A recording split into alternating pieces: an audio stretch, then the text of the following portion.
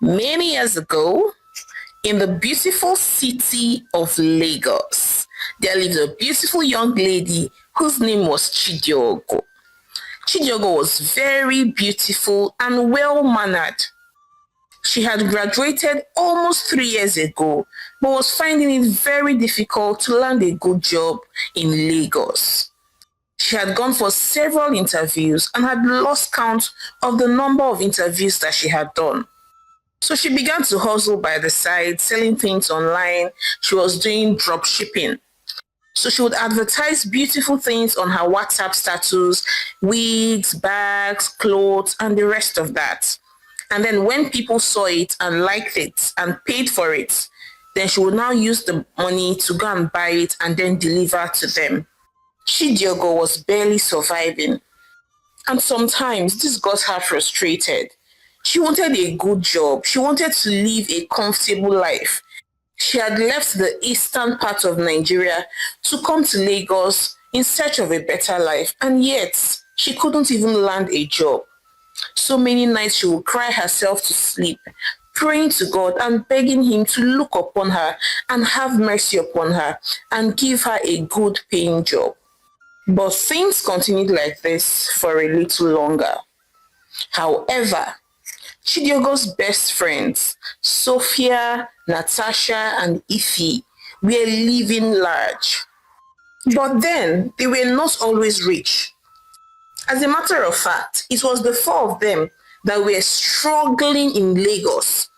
All four of them could not land a single job in Lagos. But then, before Chidiogo knew what was happening, her friends started dating wealthy men, like wealthy men, footballers, celebrities, actors, and the rest of that. And before she knew what was happening, one by one, they all took in for their boyfriends. Sophia was dating Malik, that was a musician. And immediately she sensed that her boyfriend Malik was about to dump her for somebody else. She took him and got pregnant for him, saying it was better to be a baby mama to a wealthy man than to be broke and jobless. And as soon as she told Malik that she was pregnant for him, even though, yes, Malik still had a string of other girlfriends, Malik settled her very well and and furnished a beautiful apartment for her in Ikoyi so that his future child would be comfortable. And that was not all, though. He even placed her on a monthly salary just to make her comfortable because she was carrying his child. And in no time, Natasha learned very quickly from Sophia. Oh, she was dating Nico, who was a footballer. And when she sensed that he was having a lot of girls hanging around him, Omo, she got pregnant for him as well. And Nico did the same thing and bought her a duplex in Lekki and furnished it to taste and moved her there so that she will be comfortable, so that whenever she gives birth to his child, the child will be comfortable. And they also placed her on a monthly allowance.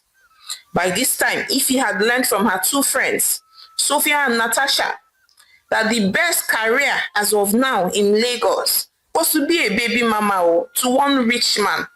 So immediately, she made sure that she took in for her boyfriend, whose name was Femi, and who was also a footballer. And Femi did the same thing, relocated her and bought a beautiful apartment for her in Lekki and furnished it to taste. So these ladies were all living large. Sophia, Natasha, Ify. Omo, they had suffered in Lagos. They had tried to look for a job and all of that. Nothing was coming their way, only marketing job. So they decided to take the job of a baby mama and they were living very large. It was now left for Chidiogo to join them. But Chidiogo was a Christian and did not believe in exchanging her body for money. She believed that marriage should be kept bed undefiled, that her husband should not see her nakedness before they get married. She was a virgin, and so she kept herself. She wanted to do things the proper way, meet a handsome, responsible man who was also a Christian, get married to him, and have a beautiful home. Not the other way around, not trapping a man with pregnancy. So Chidiogo was left in Ikeja to be suffering. So while all her friends were always traveling, they will go to Santorini, they will go to Seychelles, Mauritius, and all these beautiful places for vacation with their baby bumps. Chidiogo will be back at home drinking gari and granite with no sugar. With no sugar. Some days she will cry herself to sleep. She will pray and fast and ask the Lord to change her story around and all of that. But yet, things continued like this for a little while. A few months later, and all three ladies had given birth. Sophia had given birth to a baby boy, Natasha had given birth to a baby boy, and Ify had given birth to a baby girl. And to celebrate their births, their respective boyfriends, their celebrity boyfriends, had each bought them different beautiful exotic cars. When Chidiogo was scrolling through social media and saw the push gifts that her friends' baby daddies had bought for them, hey, Chidiogo wanted to faint. She didn't even know when tears started streaming down her eyes. And she started lamenting, God, why now? Why now? Look at me, that I've kept myself holy. I've kept myself, I do not sleep with any man. I'm still a virgin. I honor you with my body. I try my best. I pray, I fast. Why is my life like this? Why am I suffering like this? Chidiogo said as she cried uncontrollably. So one of the days she went to visit her friend Sophia to celebrate her on the birth of her baby boy. She was in shock at the beautiful house that Sophia was living in. Sophia was practically a madam. She had cleaners, she had housemates, she had nannies, 3 nannies for just one baby boy. She even had a gardener, she had drivers, she saw like 3 exotic cars in the compound. Ah, Sophia. Sophia, is this what you're enjoying? Chidiogo asked, looking very surprised. Then Sophia simply looked at her and said, stay there now. You're the one that is doing, I am a righteous girl. My dear, use what you have to get what you want. How many years did we stay looking for a job? How many years did we suffer in Lagos looking for a job? My dear, the trending career now in Lagos is baby mama. Just look for one responsible good man and hold him tight. Before you know what is happening, make sure you get pregnant for him and you'll be fine. Stay there. Just stay there. Be doing, I'm a holy girl. I'm a Christian girl. No problem. Be there and be suffering yourself. Sophia said. Chidiogo was just quiet. She did not know what to say. Wow. She was astonished at the kind of baby girl life that her friend Sophia was living. She also went to visit her other friends, Natasha and Ify, and almost they were all living the soft girl kind of life. Natasha was wearing gold, everything that was on her body, her earrings, her necklace, her wristwatch, her, bangles, everything was dripping gold. Like she was giving thick madame. That day, when Chidiogo went back home, she could not sleep. She laid awake all night thinking about her life. Are you sure? Are you sure I will not go and do this thing? God, I beg, oh. God, I beg. Look at my friends that we all started together. Look at them. They are now big ladies. They are now the lucky big girls, Ikoyi big girls. And me, I'm here suffering, still carrying CV from one place to the other, still advertising bags on WhatsApp status. God, now answer me quickly, oh. Answer me quickly, oh. Do you want me to go and sing? Answer me quickly, oh. Chidiogo said as she wept and slept off. So things continued like this for a while. Then one day, Chidiogo was at home when she received a call from her sister. It was her mom. Her mom was very sick and needed urgent surgery. And the doctors were saying that she had to pay 3.5 million naira as deposit for the surgery. Chidiogo did not have that kind of money anywhere. So she called her friends, Ify, Sophia, and Natasha. And even though they all contributed and gave her the money, it was a wake-up call for Chidiogo. Her mother had suffered to train her through school. Her mother had practically sold in the market every day just to be able to raise money to send her to the university. And now that she was a graduate, the mother was expecting to relax and be taken care of, yet she could not even land a good job. So it was at this point that Chidiogo made up her mind that she was going to do what her friends were doing. She was going to join the baby mama industry. She was going to become a baby mama to one of these rich guys so that at least she'll be settled for life. At least she'll be receiving child support all through the next 18 years of the child's life. And with the money they give her, she'll be able to set up something for herself. So one day, Chidiogo went to Sophia and looked at her and said, "My friend, I am tired. I'm tired of being the good girl. I have prayed, I have fasted, I have sown seed. Nothing is working. I'm ready. I'm ready to become a baby mama. I'm ready to become a baby mama. Please help me. Link me to one of your guy's friends, somebody that you know is cool-headed," and all of that. Chidiogo said, begging at the verge of tears. Then Sophia looked at her and said, "Finally, oh, finally, you don't have sense. You're here suffering. Omo, thank God you have woken up, even though you've wasted time, but no problem. Thank God you've woken up. Use what you have to get what you want." And so a few weeks later, Sophia had invited Chidiogo to join her to a party where all these rich boys of Lagos hung out every time. Chidiogo made sure to dress her very best. She wore a very beautiful short dress and did a very beautiful makeup. She was looking all bright and radiant. So upon getting to the club, they were partying, dancing, hanging out, and all of that. And that was when Chidiogo met Baba Jide, who was fondly called Jide. It was love at first sight for Jide. As soon as Jide saw Chidiogo, he fell in love with her and walked up to her and spoke to her. And Chidiogo, who was shy, was just busy blushing and blushing. They spent quality time together that night and they exchanged their numbers. And by the following day, Jide had called Chidiogo even before she woke up more than 10 times. Chidiogo was so happy. They began to hang out more frequently, so she learned that he was a tech bro, that he actually owned a startup tech firm that was doing so well. Chidiogo was happy that she had caught a big fish. So as soon as she was sure of what he did to make money, that he was not just one of these lucky boys that were pretending to be rich, but that he was actually a big boy, Chidiogo gave in.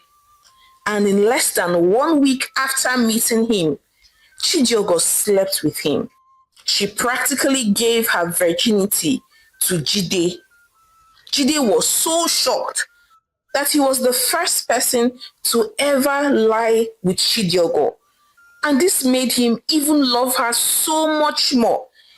He could not believe that a lady at her age could have still kept herself for this long.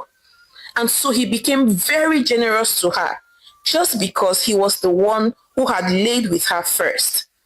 In less than 1 month from the time they met, Jide rented and furnished a beautiful apartment for Chidiogo in Lekki and even bought her a brand new car. Chidiogo had joined the league of Lekki big girls. She was so happy, especially because Jide was so generous to her. He gave her so much money. Now she was able to send money back home as often as she pleased. She was so excited. She thanked God that she listened to her friend and got herself a man. So things were going on just well for them. She became a big girl like her friends and began to follow her friends on vacations and, on lunch dates, brunch dates, and all of that. Chidiogo was now a big girl. She was enjoying the soft life, shopping in beautiful boutiques. She could afford anything that she wanted. She had maids at her beck and call. She even had a driver. She was so happy. And Jide really loved her. He pampered her silly and spoiled her to the core. And then one day, when she hung out with her friends, Sophia, Natasha, and Ify, they were all gisting and laughing. Sophia looked at Chidiogo and said, "Welcome to the Big Girls League. Should be all this while we're telling you to join." You say, "No, I'm a Christian. I cannot do this. I cannot do that. Look at you now. Look at your skin. See how your skin is popping. See how soft girl life fits you. You're just there suffering yourself." But my dear, do not be too comfortable, oh. Do not be too comfortable at all, Sophia said. Then Chidiogo looked at her and said, "What do you mean?" Then Ify chipped in and said, "My dear, I know, yes, Jide loves you because he was the first person to lie with you and all of that. But do not trust these men, oh. They move on very quickly. Once he sights the next beautiful fish in the river, he will abandon you. So, my dear, you need to wisen up. It's not just about being the girlfriend of a celebrity, the girlfriend of a tech bro or of a rich guy. That is not enough, oh. It is not enough. The trending career now is being a baby mama. It's being a baby mama. As it stands for me, Seth, this my guy, Femi, he's gradually growing broke, oh. So I'm already looking for the next celebrity to go and get a baby for, a second baby for, and become a baby mama. Because, my dear, you cannot put all your eggs in one basket. You have to diversify, Ify said, and they all busted out into laughter. Then Natasha looked at Chidiogo and said, "My dear, what we are trying to say in essence is that do not be carried away by all this love that Jide is pouring on you. It's time to use it wisely and tie that man around your waist. Get pregnant for him. At least you've seen that he's a responsible man. That way, if he wakes up tomorrow and say that he's no longer interested in you, my dear, you have secured child support for the next 18 years of your child's life. And that is enough to fund your baby girl lifestyle," Natasha said. And Chidiogo listened with rapt attention. So the next time it was that time of the month, Chidiogo had invited her man, Jide, to come over and visit. She prepared him a sumptuous meal and wore a beautiful, sexy dress for him. And at the end of the day, she made sure that Jide laid with her. And a few weeks later, she did a pregnancy test and confirmed that she was pregnant. She was so happy. Her plan had worked just the way she envisaged it. And a few days after that, when she hung out with her man, Jide, she broke the news to him that she was pregnant. And Jide was so happy. He literally picked her up from the floor and twirled her around. Chidiogo was so happy and was laughing like a little girl. A few days after that, Babajide even gifted her $5,000 just for getting pregnant for him. Oh, Chidiogo was so happy. At this point, she was super glad that she had listened to her friend's advice. Everything was going on well all through the pregnancy. Her boyfriend was literally cooking for her, despite the fact that she had maids. He would serve her breakfast in bed. He would massage her feet. He would buy flowers for her. He was just a perfect gentleman. Chidiogo was so happy. Then one day, when she was 8 months pregnant, something happened that changed her life forever.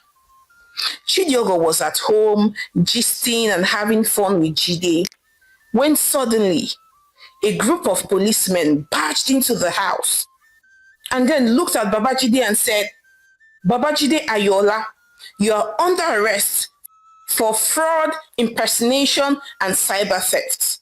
Please be advised that you have the right to remain silent because everything you say or do will be used against you in the court of law. The police officer said as they handcuffed Jide and whisked him away. Chidiogo was confused. What is happening here? What is it? No, he doesn't. He's not involved in cyber theft. Oh no, he's a tech bro. He's a tech bro. My man is not involved in cyber theft. Oh, Chidiogo was blabbing. The police officers did not even pay any heed to her. They just whisked the young man away.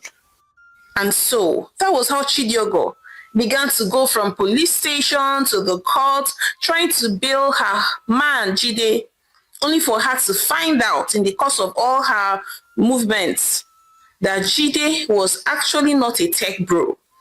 The tech company that he said he founded was just a cover. Jide was a confirmed Yahoo boy, 419, that had defrauded a lot of people that were living abroad in the US, UK, and all of that. At that point, Chidiogo knew that her life was finished. She kept on crying. Why is my own case always different? Why is my own case always different? I said, okay, let me go and finally do the baby mama something.